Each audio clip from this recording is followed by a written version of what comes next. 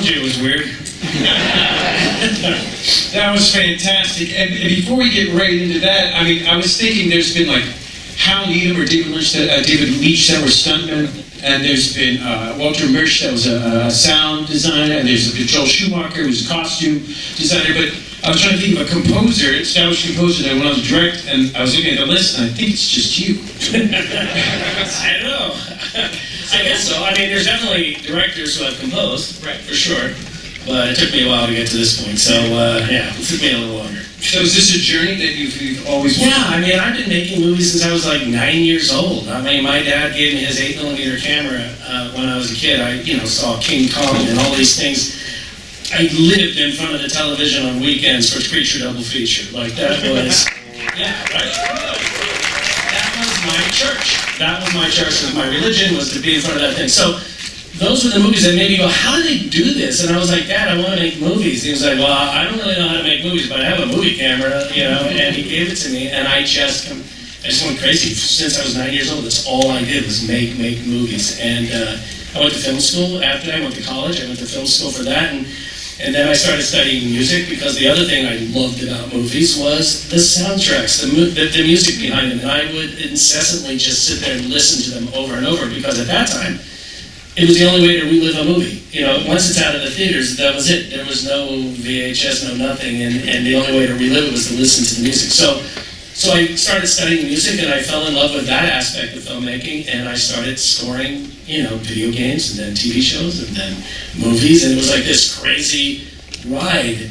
But through it all, like, I never lost that love of movie making, and I always wanted to just keep making movies. But the great thing about that journey in music for me was I got to work with the greatest directors on the planet. People like Matt Reeves, J.J. Abrams, it's an embarrassment of riches. I learned so much from them over the years, and I would just go hang out on set and watch them work. I remember being with JJ, and we were shooting Star Trek, and it was like, I don't know, 1 or 2 in the morning, and they were nowhere near done. And I had been there for a bunch of hours with him, and I was like, I'm going to go home. And he goes, no, please don't. Please don't. I want a friend here. Just such long hours, I was like, I'm going home. I didn't get to do that. And you mentioned Creature Double Features. It seems like the inspiration obviously is 30s and 40s Yeah. horror, but it seems like it's like Karloff B-sides. It's everything. Like Isle of the Dead, or like the B-sides, the weird ones. All of it. It's all of it. Because that was the great thing about Creature Double Feature. It was like a roulette wheel. You never knew what you were going to get that day. It could be a Vincent Price movie. It could be some sort of kaiju movie. You just didn't know what you were going to get. And I loved it all. And I feel like this is an absolute love letter to every one of those films that inspired me as a kid. It goes to all of them, every single one of them. And what led you to Werewolf by Night, the Jack Russell story? Well, I had been talking to Kevin Feige about directing, and he had, this is like maybe, 4 years ago, and he goes, so if you're going to direct, what do you want to direct? And I was like, Werewolf by Night. And he's like, what? He's like, seriously? And I was like, yeah, seriously. I was like, do you know it? And he goes, yeah, I know it, but no one's ever said they wanted to direct that. And I was like, okay. Because they had, in the midst of all this superhero stuff, which I love and they have done brilliantly, and that's all been great. But I really loved that corner of the Marvel Universe, and no one has touched it. And I was like, you guys, you have everything here. You have Frankenstein's monster. You have, the Tomb of Dracula. You have all, the werewolf. You have it all. Let's have some fun with that. I think it's time to do something weird and different and new. And he was just like, okay. Yeah, and we started talking about it, and honestly, I was like, this is never going to happen. This is never going to happen. It's never going to happen. And then suddenly it just started happening. And I was like, oh my God, is this happening? And they were like, yeah, we want to start to talk to you about hiring a writer and this and that. And I was like, what? And then COVID happened. And then everything got shut down. And they're like, we can't hire a writer, sorry.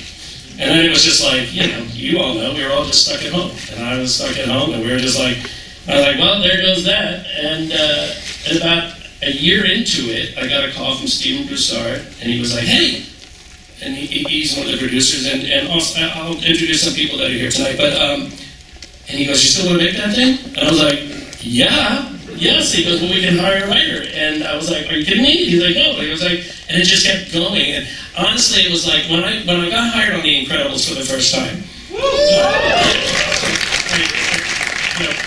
I got hired, but I spent that entire job thinking I was going to get fired. I was like, because I had no business being in there. And Brad Bird had faith in me for whatever reason. But I honestly spent every day thinking, today's the day I get fired. Today's the day I get fired. And so this was sort of like that. And it had been a long time since I felt that way, but I felt like, there's no way this is going to happen. I kept thinking, this is going to get shut down, I'm going to get fired, whatever. And then I'm on set. And we're about to, I'm looking at all these sets, and I'm like, okay, I guess I'm not getting fired. I guess I have to actually do this thing, And it was like, it's just one of those things that just kept going. And but it was such an incredible experience, and it really did remind me how much I loved making movies all those years as a kid. And back then it was just making movies with my friends. In my house, my parents' house was our studio, and our hometown was the back lot, and that was that. So I loved it. What is the dance in which you're doing an ode to something but keeping it fresh? Like you didn't do the old aspect ratio, and you did it in black and white. So like you want to keep it fresh and new, but still classic. Well, it's me honoring all the nerd aspects of my brain. Like I love anamorphic lenses, and I was like, can I do this? And I just kept asking, can I do this in anamorphic? Sure. Like I just kept asking all these things. Like, can I do this? And can we do that? And can we add more blood? Sure. Can we do that? Can we chop off a head? Sure. Like, okay. No one's saying no, so I just kept asking for things and saying, let's just keep doing this, So it is. I mean, when I think of music that I've written over the years, and when I look at something that, and people say, what, the thing that I think that is the most reflective of me is the music from Lost. And I'm like, that music was music that was just pure me, And when I look at this, I'm like, this is just a huge mashup of me, Everything that I love you'll find it in this. So it wasn't meant to be one particular thing. It was meant to honor all the things that I loved. Which includes Man-Thing. Yes, of course. Man-Thing is the greatest, and it's one of my favorite run of comics in the Marvel catalog. There's something about that character that is so incredibly empathetic and sad. Like there's such sadness. Here we have a guy, his name is Ted. His name's Ted Salas. And for those of you who don't know, for those of you who do, I'm sure knew it right away. But Ted Salas was a guy who, in pure Marvel fashion, was injected himself with something and turned into this creature, and now has to walk the earth that way. But what I loved about it was he didn't really remember who he was before, and he had this sort of very foggy memory, and he was going through life trying to sort this whole thing out. And he also had this ability, to sense fear in people, and that's what triggers his fire and all of that stuff. So if you're afraid of him, you're in big trouble. If you're not afraid of him, that's the key. And that's the thing about monster movies. The monster movies are always about empathy, right? Monster movies are about looking at somebody for who they really are and understanding them. And what happens too often in our world is when you see something different, and you all know our world is insane at the moment, people tend to want to take anything that is different, anything that is not like them, and destroy it, move it, get it out of the way. It doesn't exist. It has no right to exist. And when I would watch these monster movies, I would always feel so bad for the monsters. I would be like, no. I remember as a kid just feeling like when King Kong, I was like, King Kong didn't ask for any of this. The werewolf didn't want to be running around indiscriminately killing people. That's not what his wishes, And I used to just be so upset at the people that would just light the torches, chase him down, and want to kill him. Because I was like, no, monsters, that's a bad name. These are just people with problems. They need help, And that's yeah, right? Did you enjoy that Steve Gerber run back in the early ones? Those were some great Man-Things. Oh my God, yes. But those all explore this idea of loneliness and this need of assistance, right? And I always, we should all help each other. When you have a problem, we should all be open to helping each other. And that's what I got out of those monster movies as a kid, and I wanted to bring as much of that as I could into this. Yeah, it's beautiful. And then Gail is an inspired choice. Gael's the greatest, right? Come on, Gael.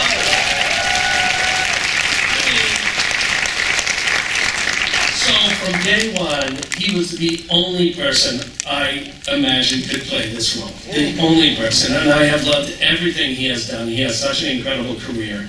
But I was lucky enough to work with him on a film called Coco. And I got to and so I got to know him a little bit there. And, you know, years went by. I didn't see him for a while. And I said, when he asked me who I was thinking of for this, I was like, Gael, that's it. I have one person. And I thought, like, if he says no, I had no plan B. Like, I had no idea who else could do this in the way that I felt it should be done. So we got on a Zoom together. He had no idea what the heck this was all about. And I explained to him what I wanted to do. I told him what the character was, and he was immediately like, yes, I want to do that. I want to do that. He was also just so thankful he didn't have to wear a cape, or this crazy, you know, like a crazy head suit or something like that. He was so happy it wasn't like the standard sort of superhero thing. He loved that this was a different thing, and he loved it for all the reasons that I loved it. And so he just immediately said yes, and that was one of the greatest days of this whole process, was him just saying yes, you know. And then from there, Laura Donnelly, who I think, you know, Laura, who plays Elsa Bloodstone. I remember seeing her in the Nevers, and like, it was just like, who is this person? Like, oh my God. And it was like immediately when you saw her, when she started speaking, you were just like, that's Elsa Bloodstone right there. There she is, right there. And it was another one of those things, was like, oh my God, if she says no, what's going to happen? Like, oh, this is terrible. But she didn't say no. She was like, you know, very excited about it as well. You know, and I think both of them were attracted to the themes which I was discussing earlier, which is this idea. It's just like, you know, it's not, usually it's about the people trying to kill the monster. This is not about that. This is about the monsters, and this is about the people that are inside of those things we call monsters. And I wanted it to be from that point of view. So I think that was a real good, something that they latched onto very, very quickly and appreciated. The transformation was incredible. Well, yeah, thank you. I mean, that's all practical. I mean, that was done in camera. You know, we tried to do as much as possible in camera. Our brilliant visual effects supervisor is here, Joe Fry.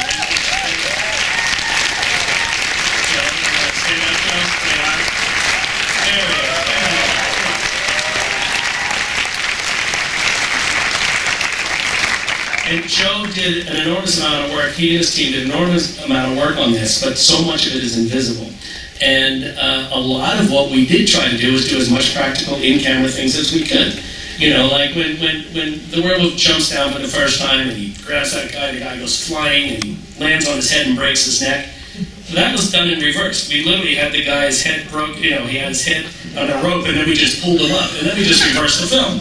You know, and then she just pulled him in a cage. We did the same thing. Like, as many things that we could do in that vein, the way that they would have had to do them back in the day, or the way that I had to do them as a kid making 8mm movies, you know, we did that, and it was great. And a shot like that transformation, that was in my head from the very beginning. I just kept thinking, like, all right, there's no way we can best the transformations that we've seen already. You know, American Werewolf in London, again, one of my favorite movies. Rick Baker's a genius, and it's like, you're not going to do better than that. So I'm like, one of the things about horror films that I love, it's not what you see, it's what you don't see. And it's a shadow of the thing as opposed to the thing itself. Those are the things that are more terrifying, because it allows our brain to fill in everything that's not there. It's why people say, oh, the movie was good, but the book was so much better. Because they're creating this version of it in their head that can never, never, never be outdone by what you're trying to do. So I thought if we approach it from that way, it would be really interesting just to see him struggling in shadow, but to focus on what was really important in that scene, which was Elsa.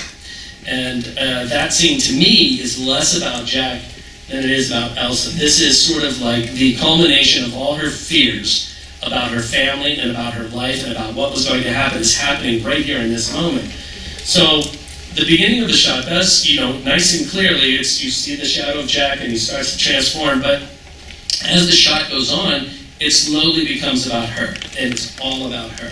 And, but that took months to plan, that shot, right, Joe? I mean, Joe, to get on set, the shadow happening with Elsa there and the camera move, all of that was extremely difficult, but it ended up working brilliantly, and a lot of it's thanks to Joe. So.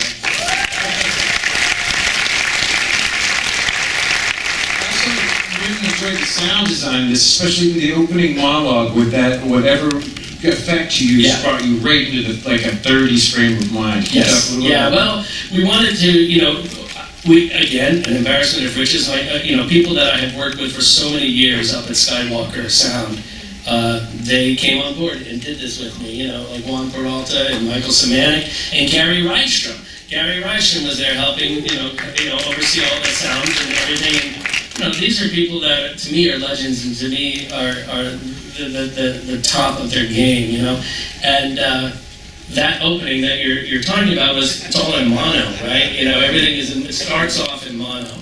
And it was actually Gary Rydstrom who suggested, why don't we start in mono and then sort of, find a place to broaden it out. And I thought, there's this great walk down the hallway. As he's going down the hallway, we can slowly open it up so that when you get that grand reveal of the rotunda, then we're in full stereo again. But the beginning was completely is all mono, and it was just, just to give that feel of, an old film, we just went for that. And it was just fun on every level to do that, yeah. Can you talk a little about like the Technicolor man thing at the end? Like how what? Yeah. I love it's interesting. It's like if you think to yourself, whose movie is this? Well, I don't know. It's partly Man Thing's movie. It's partly Jack's movie. But in my mind, I really feel like it's Elsa's movie. Because this is her transformation and her shedding all of that shit she's had to deal with for years. And we all have shit in our lives that the moment you allow it to just fall away from you, you feel so much better. And I thought, how can we sort of illustrate that, knowing that this is in black and white? How can we get that across? And I thought, let's slowly fade to color at the end, and just to show that, okay, it's a whole new world opening up for her. We are now in a whole new space. And she is now in charge. She is going to do what she will with this, and what that is remains to be seen. We'll see what happens. Who knows? But to me, it was like an interesting way to do it. And then when we actually got permission to use Somewhere Over the Rainbow, I was like, okay, so it's all together now. Now I was like, okay, that's like everything I love about movies is happening right there, and it seemed like a perfect grouping. As a director-composer, when you're like thinking of the shots and how it's going to edit, are you also like thinking about how you're going to score? Yeah, for sure. It's kind of annoying actually, because there was a second where I thought should I have somebody else write the music for this? Or should I? But I thought that would be an awful thing to do to somebody. I would just be such a pain in the butt, and I would probably be overbearing, and I'd say, I'll just do it myself. But on set, I clearly knew in my head the tempo and the pace of certain things. And my friend Kirk Thatcher, who's back there, Kirk, please stand up, Kirk. There he is. The guy who has an affinity for axes. He, when we were doing that one shot where he's approaching the bushes, he was kind of moving at a certain pace. I was like, no, here's the tempo. It was like sort of just like, here's how slow. Everything was slow. And so I just knew in my head, once we got there, I knew how that should play out. So it was constantly doing it. And some of the themes I actually wrote prior to shooting or while shooting, and I was able to have them and listen to them. I could play music for people on set and say, here's the mood, here's the thing. Now, the thing that I was worried about was once we got into editorial, I was like, normally I have a great director to sort of bounce ideas off of and to keep me honest and to tell me, that sucks, you need to make that better, and I was worried because I didn't have that, but I quickly found that my editor, Jeff Ford, who is genius. Jeffrey Ford and I have done 5 movies together. I met him doing a movie called The Family Stone. And I remember working on that film, and as soon as I started looking at the cut, I was like, who edited this? Because everything was like in such beautiful rhythm. You know, it was so, and when that happens as a composer, it makes it so much easier to write what you need to write. And I was like, had to find out who he was, and he quickly became one of my favorite people to work with over time. And we've done several Marvel movies together and lots of different things. But Jeff is great, and Jeff became the person who kept me honest. You know, he would be like, and the other great thing, like he was we edited it at my studio. So I was able to write in one room, he was editing in another room. And so while we were editing, I'd be like, I know what to write for this, I'll be right back. I'd go in the other room, I'd write a piece of music, I'd bring it in, give it to him, we'd throw it in the cut, and it would either inform the cut, he would change the cut, or I would look at it and go, oh no, and he would be like, oh, if you did this, then we could, I'd be like, great, be right back. And it was such a great, fun way to make a movie, you know? And it really was very much like what it was like to be a kid. You know, and when it didn't feel like you had a lot of rules around you, you just did what you felt was right. So I felt like very grateful that Marvel gave us that freedom to do that. That was wonderful. They allowed us that, and we just had a lot of fun. Yeah, but the music it worked out okay. I mean, Jeff, like I said, kept me honest. When I think of the old Mike Blue Werewolf by Night, I always think of bright green pants. Yeah. Well. Those are green. He's wearing green. Yeah. So yeah, his whole suit is green. Obviously, you know, not obviously, but yeah, obviously his suit is green. What's wrong with you people? Can't see that in the black and white? Jesus. But importantly, you kept the pants, which I think makes the character. Absolutely, and they're green. If you make it even better, they're green. Yes. No. Mike Blue was one of the great artists of the Werewolf by Night run. I mean, his stuff is incredible. Yeah, just look at it. It's beautiful art. There's so many great panels in those things. Again, I use the term embarrassment of riches, but it is. And it inspired a lot of what we did. I mean, Heather Quinn, who's here too, our writer, Heather.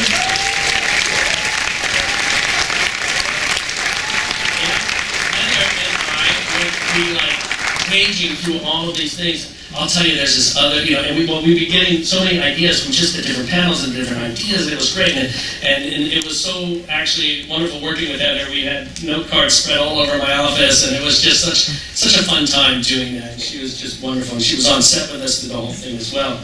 But it was it was nuts. It was crazy. Yeah, there was another story I was just about to tell, but it's gone. But I'll figure it out. I'll remember. We just have time for a couple questions here. Can you talk about K&B Effects Group? K&B, can I talk about K&B Effects Group? Yes, I can't talk enough about K&B Effects Group. These guys came in, and one of the first things we wanted to do was like, you know, I told Ken, I was like, you know, let's do this all practical, you know, and the great thing about Marvel is you're working with these amazing producers, and my main producer on the film is Brian Gay, who's right over there, Brian Gay.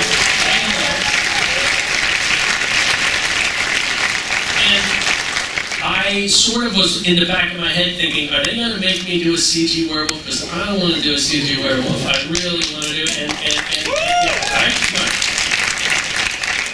And never once did they say I had to do it. They were just like, I said practical. They were like, great, let's do it. And let's make a bunch of monster heads. Yes, and we'll mount them on the wall. Yeah, let's do it.